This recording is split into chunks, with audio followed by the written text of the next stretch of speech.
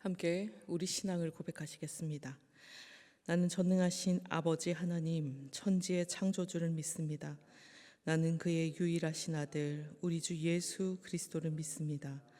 그는 성령으로 잉태되어 동정녀 마리아에게서 나시고 본디오 빌라도에게 고난을 받아 십자가에 못 박혀 죽으시고 장사된 지 사흘 만에 죽은 자 가운데서 다시 살아나셨으며 하늘에 오르시어 전능하신 아버지 하나님 우편에 앉아 계시다가 거기로부터 살아있는 자와 죽은 자를 심판하러 오십니다.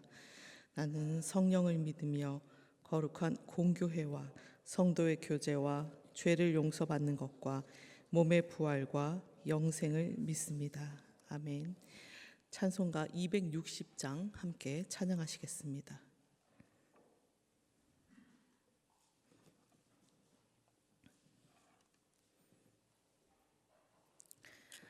우리를 죄에서 구하시려 주 예수 십자가 지셨으니 기쁘게 부르세 할렐루야.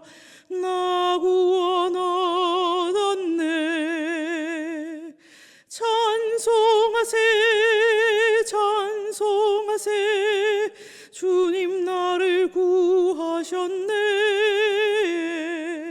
찬송하세 찬송하세 주가 구원하셨네. 우리를 주께서 구했으니 이전에 행하던 악한 일과 주하고 더러운 모든 죄를 온전히 버렸네. 찬송하세 찬송하세 주님 나를 구하셨네. 찬송하세 찬송하세 주가 구원하셨네. 나 지금 죄에서 사함받아 거룩한 백성이 되었으니 이 육신 장막을 벗을 때도 겁날 것 없겠네.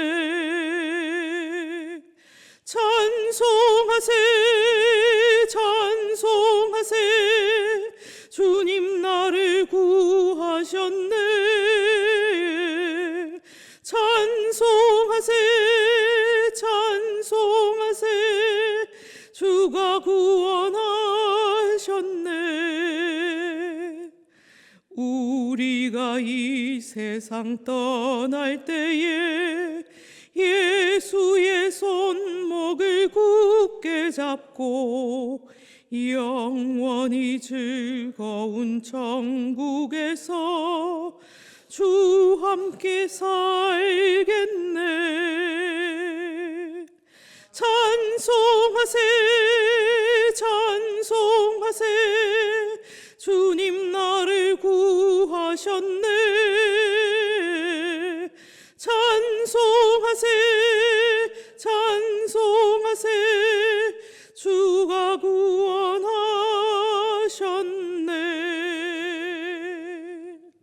아멘. 이 시간 하나님께서 우리에게 주신 말씀은 누가복음 7장 11절에서 17절 말씀입니다.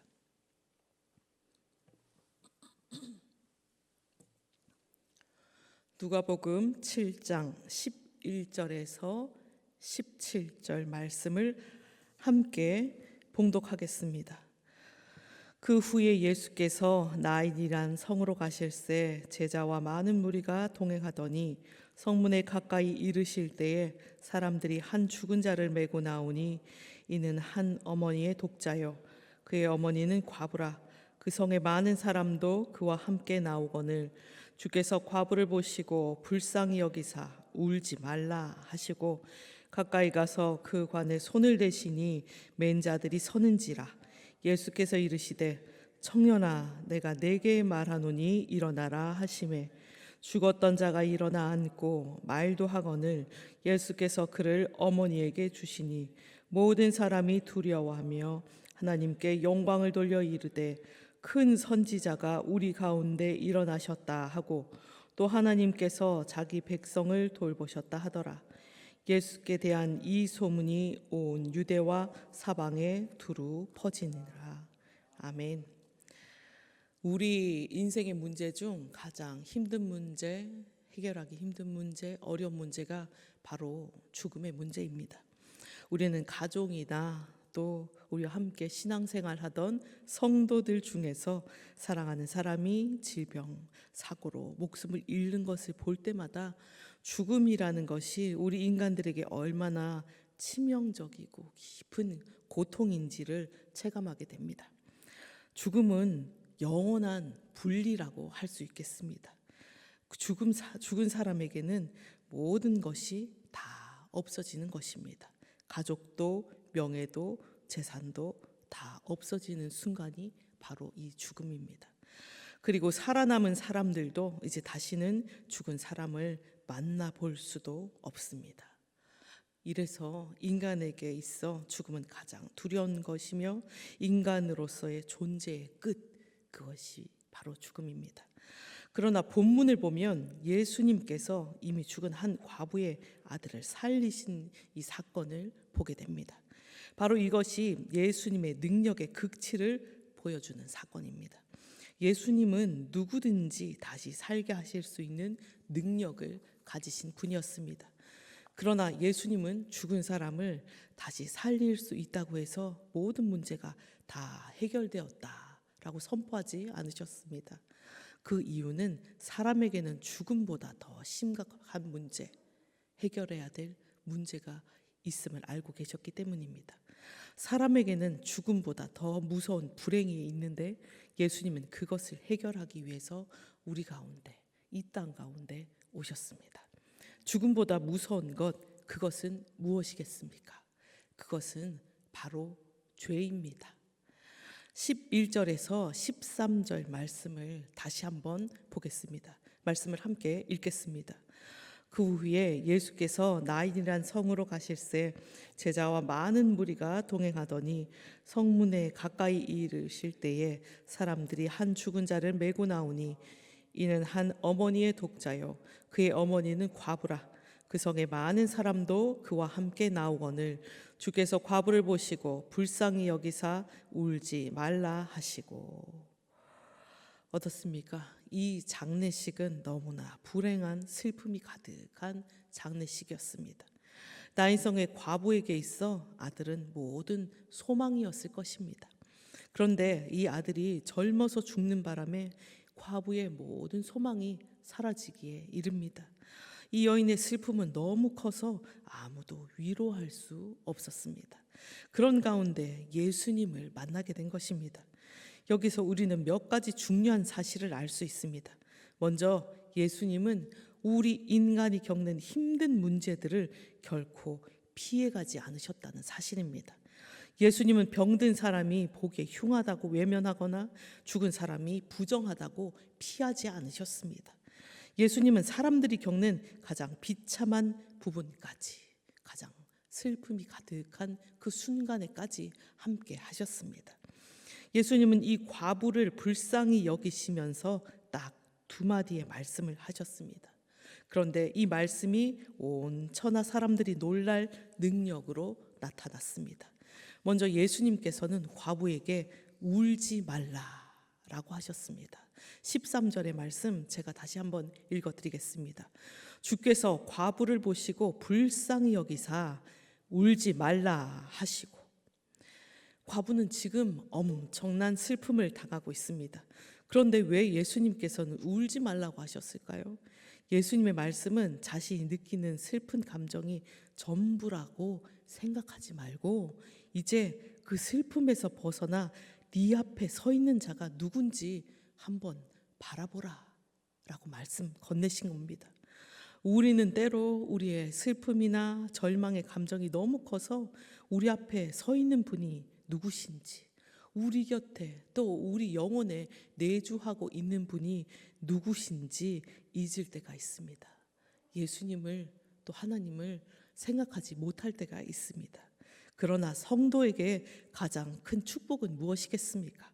가장 어려울 때 슬픔의 감정을 털고 예수님을 바라볼 수 있다라는 그 사실입니다. 우리는 어떠한 순간이든지 예수님을 바라볼 수 있는 용기를 가져야 하겠습니다. 예수님은 우리의 모든 슬픔과 고통과 비참함을 모두 담당하시기 위해 이 땅 가운데 오셨습니다. 예수님의 말씀은 소망이 전혀 없는 곳에 소망을 갖게 하십니다. 하나님의 말씀은 믿는 자에게 능치 못함이 없습니다. 말씀이 들려오면 우리의 울음이나 한숨도 그쳐야 하고 우리의 탄식도 다툼도 그쳐야 합니다. 곧이어 예수님은 관에 손을 대시면서 죽은 청년에게 청년아 내가 네게 말하노니 일어나라 명령하셨고 예수님의 그 말씀에 죽은 자가 그 자리에서 살아나셨습니다. 14절과 15절 말씀 함께 읽겠습니다. 가까이 가서 그 관에 손을 대시니 맨 자들이 서는지라. 예수께서 이르시되 청년아 내가 네게 말하노니 일어나라 하시매 죽었던 자가 일어나 앉고 말도 하거늘 예수께서 그를 어머니에게 주시니. 예수님께서 먼저 가까이 오셔서 관에 손을 대셨습니다. 그것은 대단한 의미 있는 행동입니다. 구약시대 죄인들은 죽을 짐승의 머리에 손을 얹었습니다. 그러면 그들의 죄가 짐승에게 전가되었습니다. 예수님이 관에 손을 대신 것은 단순히 움직이던 관을 멈추게 하는 행동에서 그치지 않았습니다. 그것은 죽은 자의 몸에 손을 대시는 것과 같았습니다. 예수님이 죽은 자의 관에 손을 대셨을 때 죽은 자의 모든 썩은 것과 부패한 것을 주님이 가져가시고 그 대신에 예수님 안에 있는 생명과 능력이 그에게로 넘어간 것입니다. 예수님이 그 청년을 살리실 수 있었던 것은 그냥 이루어진 것이 아니었습니다. 그 청년의 모든 죄를 책임지시기 때문에 책임져 주셨기 때문에 가능한 것이었습니다. 즉 그 청년의 모든 죄를 예수님이 다 책임지시고 그 청년을 죽음의 자리에서 살리신 것입니다. 우리 인간에게 죽음이라는 것은 도저히 넘을 수 없는 절대적인 장벽입니다. 인간은 죽으면 모든 것이 다 끝장나는 것입니다. 그러나 예수님께서는 죽음의 벽이 절대적인 것, 그것이 아님을 예수님에게는 죽음이 절대적인 것이 아님을 친히 보여주셨습니다. 예수님은 얼마든지 죽은 자들을 불러오셔서 다시 살릴 수 있는 능력을 가지고 계셨습니다. 그리고 예수님은 우리 모두를 다시 살리시겠다 약속하셨습니다. 만약 우리에게 죽음이 절대적인 것이 아니라면 우리는 무엇을 두려워하겠습니까? 예수님은 우리에게 목숨을 위하여 무엇을 먹을까, 무엇을 마실까 염려하지 말라고 하셨습니다. 예수님이 이 말씀을 하신 것은 우리의 삶을 책임지시겠다, 내가 책임지시겠다 하신 말씀입니다. 우리에게 있어서 죽음의 문제만 해결된다면 우리는 이 세상에서 아무것도 매이지 않고 훨씬 높은 차원의 것을 위해서 살 수 있을 것입니다. 이것이 바로 하나님을 위해서 사는 삶, 예수님께서 우리에게 선사해 주신 삶, 그것일 것입니다. 그러면 예수 믿는 사람들은 죽지 않느냐? 그렇지 않습니다. 우리는 예수님을 믿지만 죽습니다. 그러나 그 죽음의 의미가 믿지 않는 사람들과는 다릅니다. 보통 사람들에게는 죽음은 모든 존재의 끝이며 그 후에는 하나님의 심판이 있습니다. 그러나 성도에게는 죽음은 영생으로 옮겨가는 과정입니다. 우리는 죽음을 통하여 하나님께로 나아가게 되는 것입니다. 그러므로 성도들에게는 죽음이 우리가 하나님께 바칠 마지막 신앙 고백이며 마지막 순종이 되어야 합니다.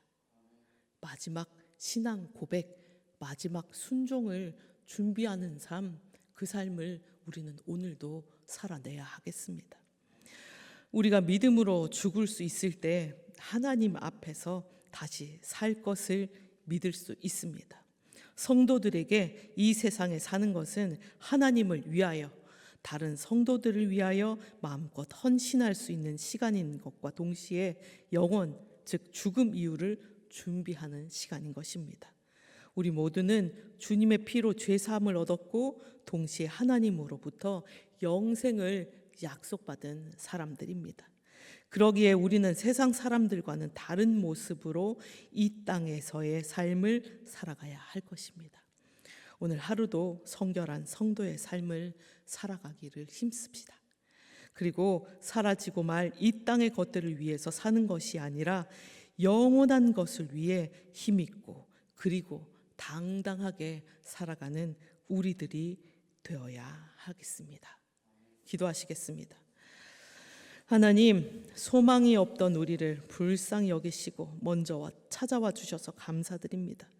주님께서 찾아와 내밀어 주신 그 손에 자식을 잃은 아픔이 배어 있음을 알기에 힘겨운 고통과 절망 속에 있는 이들의 아픔까지도 넉넉히 품어주심을 또한 믿습니다. 그래서 이 세상이 위로해 주지 못할 때 우리를 향해 내미시는 그 손길을 붙잡게 하시고 그 사랑에 힘입어 다시 일어날 수 있게 하여 주시옵소서.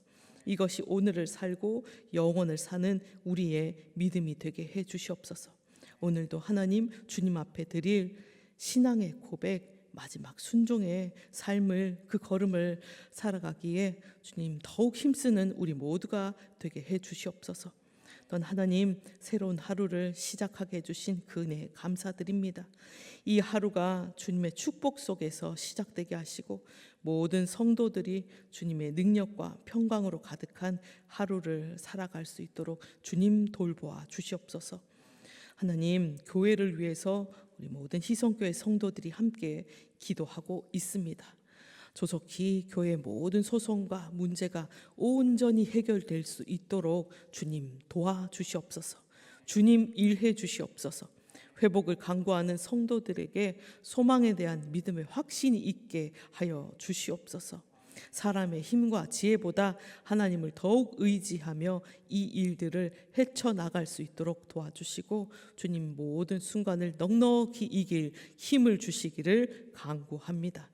주님, 우리 박태웅 목사님과 그 가족들을 위해서 이 시간 또한 기도합니다.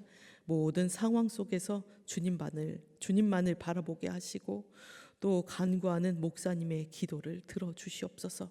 오직 주님께 예배드리고 찬양하며 기도하는 일, 그 일에만 전념하실 수 있도록, 목양에만 전념하실 수 있도록 모든 여건들을 회복시켜 주시옵소서. 또 이 일을 위해 함께 기도하는 그 가족들을 지켜주시고 그 마음을 주관하여 주시기를 간절히 바라곤 합니다. 하나님, 이 나라 대한민국을 주님 손에 올려드립니다. 주님께서 다스려 주시옵소서.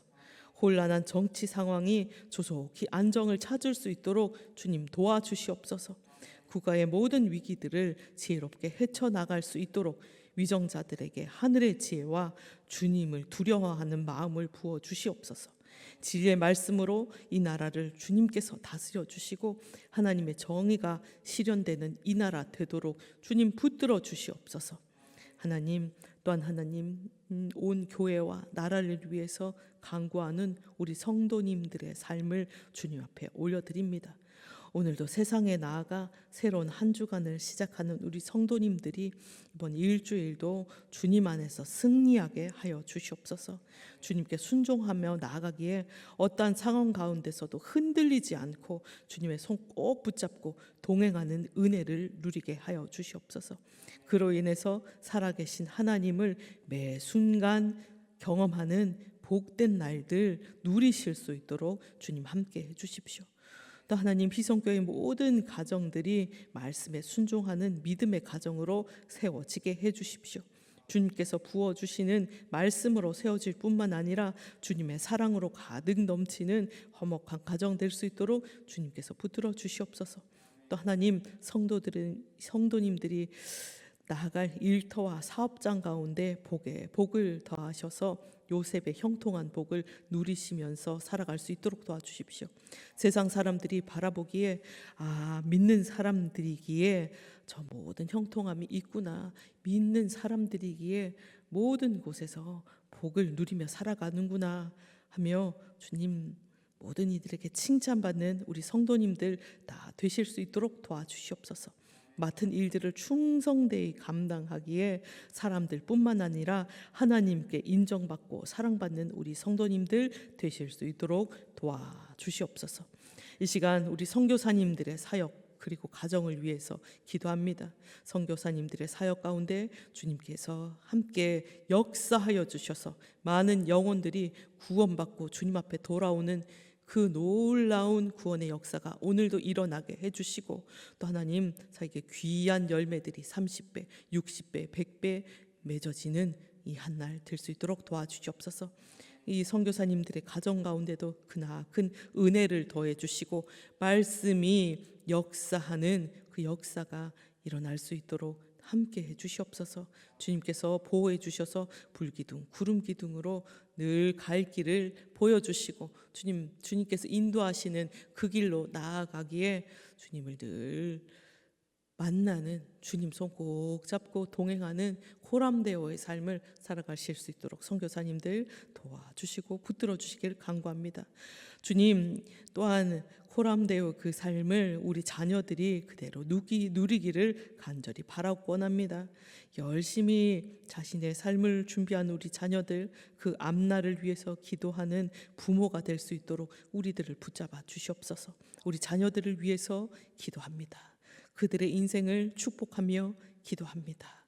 주님, 우리 자녀들 가운데 만남의 복을 허락해 주시옵소서. 좋은 친구들 만나고, 좋은 선생님들 만나고, 좋은 배우자를 만나게 해주시고, 좋은 동료들 만나서 이 땅 가운데 하나님께서 예비해 주신 천국의 복을 누릴 수 있도록 도와주시옵소서.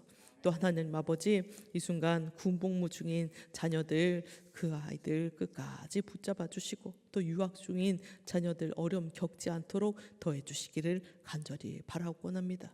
또 하나님, 눈물로 간구하는 부모님들 계십니다. 교회를 떠난 자녀들을 위해서 지금도 눈물로 기도하고 계신 부모님들 계십니다. 이 자녀들 속히 주님 앞에 다시 돌아와 함께 주님 온 가족이 함께 주님께 예배하는 그 복을 누릴 수 있도록 주님 도와주시옵소서. 주님께서 함께 해주시기를 간구합니다.